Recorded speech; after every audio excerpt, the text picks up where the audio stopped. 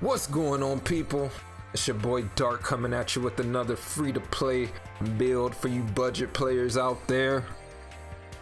Free-to-play ritual beasts. Defined by not spending money on this game. You will go through this box 3 times, but you will acquire the whole core. Then all you have to do is get the in-game rewards to make up for cards we don't have.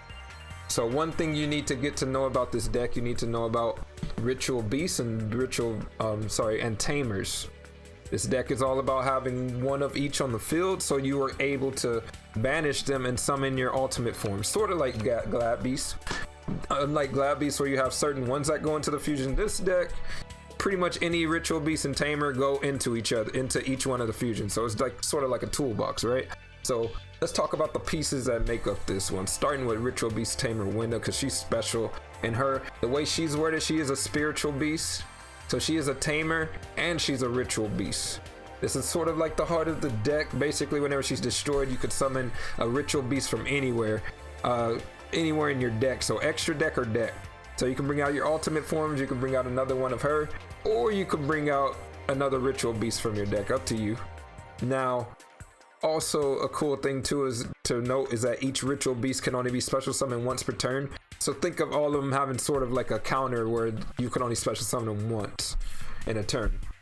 Now, that's pretty much a window. Now, the next card we got here, Canahawk, which is the heart of the deck. This is one of the powerful openers. All you need to know about him is that he banishes your ritual beast monsters to fuel your banish pile, because your banish pile is a resource. So you want to make sure that you're setting yourself up for tag outs with your altar beast. So keep that in mind. And also you do use your graveyard, your banish pile to make plays. So you put anything there for the future. Petal Fin is your board control. Basically, you can banish any ritual beast card to bounce a card on your opponent's side of the field back to their hand. This card is very important. If you have ritual beasts loaded in your hand, this definitely sets up your banish pile while clearing threats. You'll love sending extra deck monsters back to the deck with this, so keep that in mind. Now, Spiritual Beast Rimpingu is pretty different compared to Canahawk. You basically banish a ritual beast fusion to set up a specific card. So like if you banish Alta Pelio, you banish your Apelio. If you banish Alta Canahawk, you're gonna put your Canahawk in the graveyard. Or if you banish a Petal Fin, you'll put your normal Petal Fin in the graveyard. So what you need to know about this, it just sets up future plays with your Ritual Beast Return, which lets you banish a Ritual Beast monster from your hand, thus far setting up your banish pile more. And you can special summon a monster from your graveyard, a Ritual Beast monster from your graveyard or banish pile. So that's what he's all about. He's all about something we'll talk about later in a second. So next card, one of my favorites, the heart of the deck. You always want to hope to open up Spiritual Beast Tamer Elder. When he's summoned, he creates a normal summon condition where you can normal summon a Ritual Beast monster in that turn. So a lot of on-field effects cannot negate this, so keep that in mind, so you're able to play around your opponent with that. But an instant summon of Tamer sets up a full Ritual Beast fusion summon, so you always want to hope to open him. So that pretty much sums up Elder. Now Apelio is one of my favorites. Basically, he's how you're going to be getting over big monsters. Usually you can special summon multiple times in a turn. All these effects that we went over are soft once per turn. So what makes Apelio super important is that he can banish any Ritual Beast card from your graveyard to pump all your Ritual Beast monsters by 500. This is a floating effect, so monsters coming onto the field after will be affected by it. You can do it up to 2 times per turn, because you can normal summon it and special summon it in the same turn. So it's a good way to set up your banish pile, as well as fuel for your fusions. Then our last tamer here, all she's about is just getting another Ritual Beast monster back from the graveyard. She's basically your way to get your Ritual Beast monsters out of the graveyard if you used up your return or whatever. So since we don't have Cosmic Cyclone, we're substituting it with a card trader card called Spiritualism. Pretty much it returns a spell and trap your opponent controls back to their hand, but it cannot be negated. So pretty much it's all about opening them up and going for the OTKs, as well as Ritual Beast Bond, another special card in this deck. This is what it's kind of like this deck's mass change, but what you do, you banish 2 Ritual Beast monsters you control to special summon a Ritual Beast monster from your deck, ignoring its summoning conditions. And what this does is basically allow you to not have to follow the rules of this, where you have to have a spiritual beast tamer and a Candlehawk. You have 2 ritual beasts, so you can have 2 tamers. But either way, when you banish them, that also sets up your graveyard for future tag out. So it's pretty much a good way to get in 2 big attacks, or set up your banish pile, or play around activated spell or traps that target that creature. And the last card here, Ambush. Pretty much all it does is take a ritual beast tamer and a ritual beast from your banish pile or your graveyard combined, or up, graveyard or remove pile, and special summon them. This pretty much automatically sets up any fusion summon and any big plays for the following turn. I love doing the card in phase. So that's pretty much how the deck is going to be functioning. Now let's talk about the fusion toolbox and a couple of important plays. Now Altapelio, it's all about just whenever he attacks, he's unaffected by the effects of all other cards. So he can only be 26. So if you ever pump him with a Pelio or anything of that sort, it's just unaffected. So it'll always be 26. So that's kind of the fault in this deck, is that it can't get over anything, I would say 28, because a Pelio can pump itself twice. Now Candlehawk is a pretty tricky card here. Pretty much all of these Alta Beasts can basically tag out, which is a quick effect, and special summon a Tamer and a Beast from your banish pile.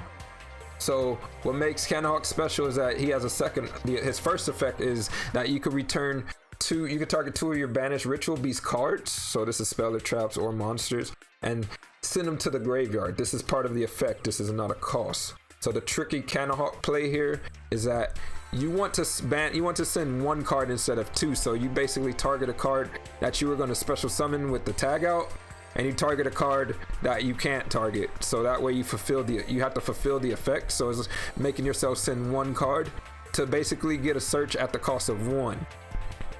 You'll see this play in my replays, but basically allows you to search your deck for any ritual beast card and add it to your hand at less of a cost. Now Alta Beast, Ritual Beast, Alta Pedalfin, this is all about just defense.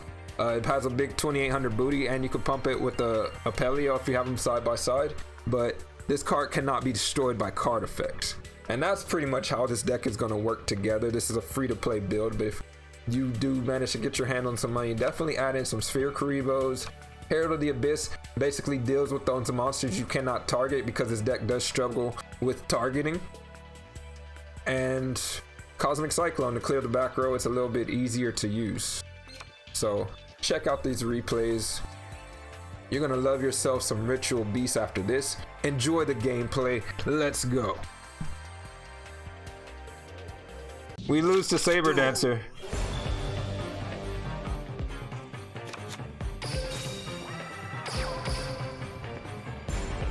Doing calculus homework? Oh my god.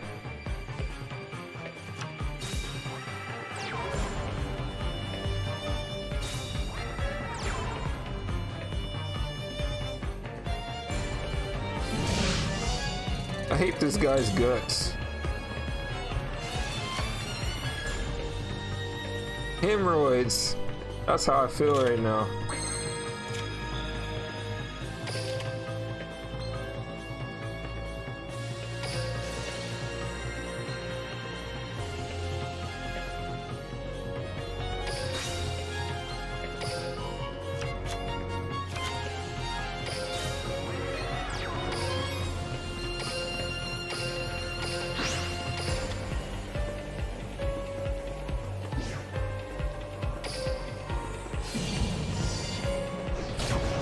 Well, that's how that cookie crumbles. Roid rage, no rage. Can we get that OTK 1-9? Let's go, boy. It's your time. Your time has come, Merrick. Be gone. Let's go. Get out of here. Boy. Let's go, boy. Let's go. You done needed him. Duel.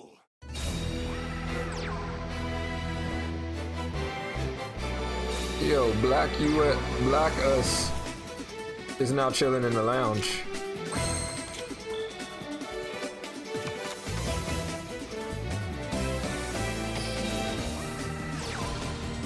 Oh wow, he doesn't have anything.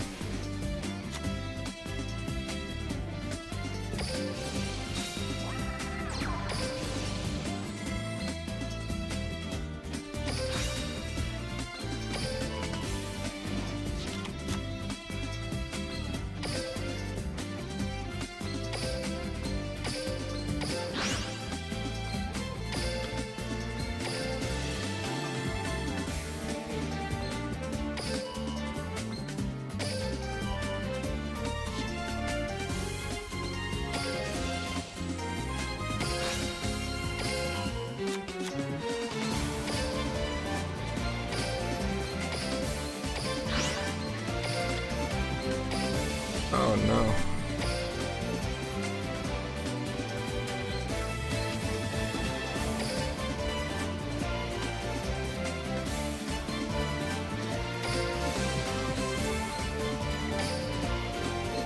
Oh, I think I messed it up.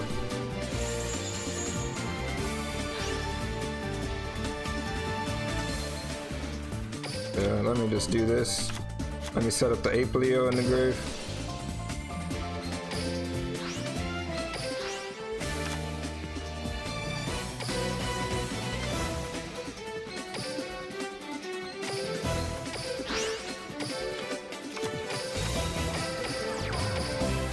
Alright, so we know that other one wasn't anything, so hopefully we can get through this time.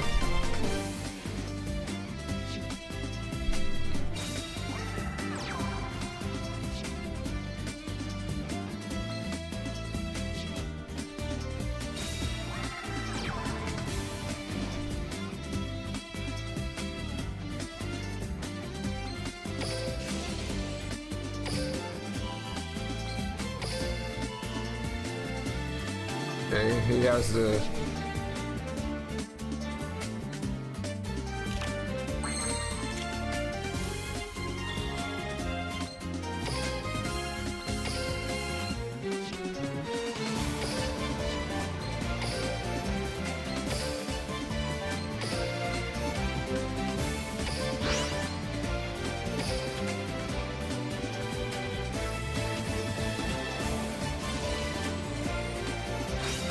Really?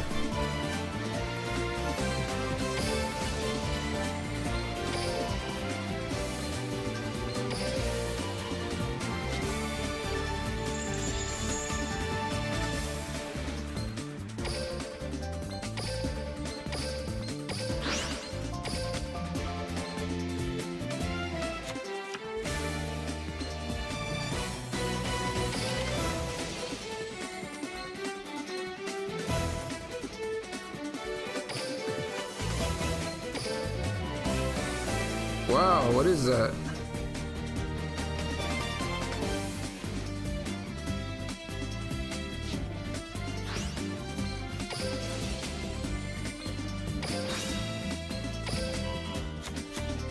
Okay, it wasn't what I thought it was.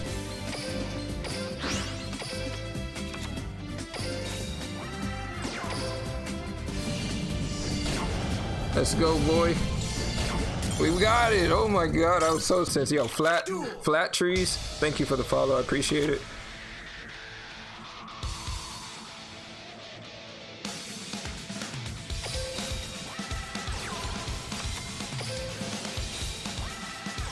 Alright, so we're gonna... Oh my, I'm so stupid. Oh my god. That was not, I wanted to just do Canahawk. God damn it.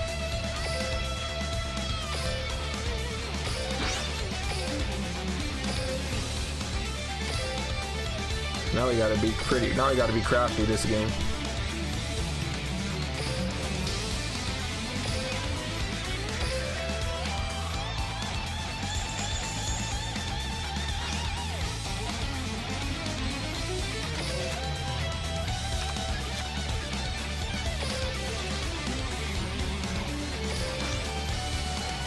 Hey, what's going on before dawn? Hope you're doing well.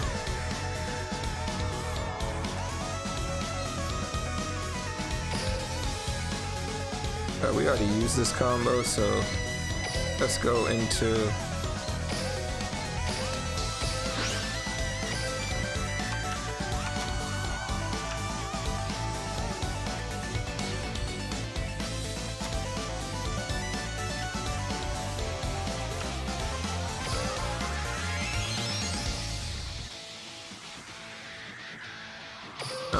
I'm not gonna set back row. I don't want to give him the cosmic. He has to do something like super aggressive this turn to even make anything happen. Yeah, so he's got to do some ridiculous shit.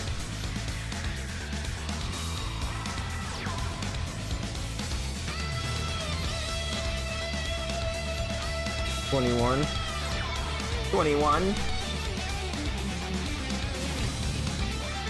Alright, that's 3 Cyber Dragons, so he can make a Cyber in.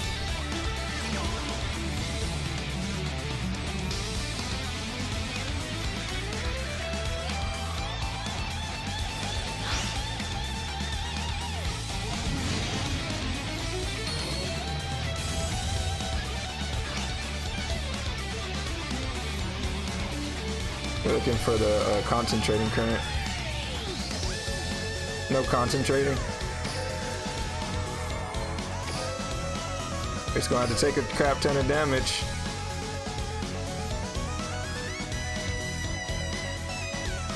Attack my Rinpingu. Perfect.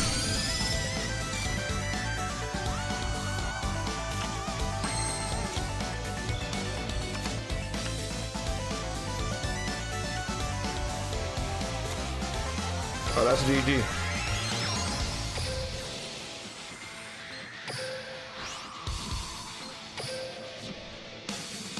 Oh, perfect. We got the Canhawk banished too. So we're gonna go into, just in case he has Kite right now too.